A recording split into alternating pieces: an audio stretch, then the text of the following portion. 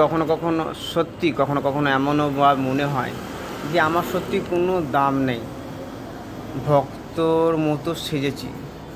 যেমন রাজার পোশাক ধারণ করলে তাকে রাজা বলা যায় না, তেমনি আমি শুধু নিরামিষই খাচ্ছি, কাজের কাজ আমি কিছুই করি না। আর আমি নিজেকে অত্যন্ত বিনয়ী, নম্র, ভদ্র বিশিষ্ট ছেলে বলে পরিচয় দিই। যাই হোক, আমি কখনো কখনো ভাবি যে আমাকে যদি বেচেও দেওয়া হয়, আমাকে যদি কেউ বিক্রি করে, খুব একটা মূল্য আমি দাম পাবো না। তা আমি কোন পজিশনে আছি, আমি নিজেই ভাবি আমি কোন পজিশনের মধ্যে আমি আছি। এতটাই খারাপ পজিশনে আছি আমি।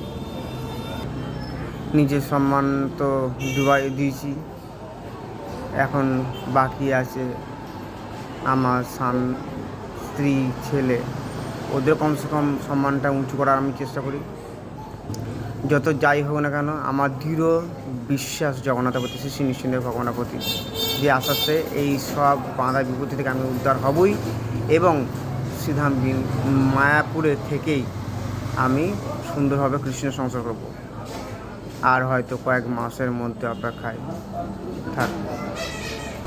এখানেই প্রত্যেকেই বহু কষ্ট করে জীবনযাপন করছে, তারপরেও সে কৃষ্ণ সংসারই করছে।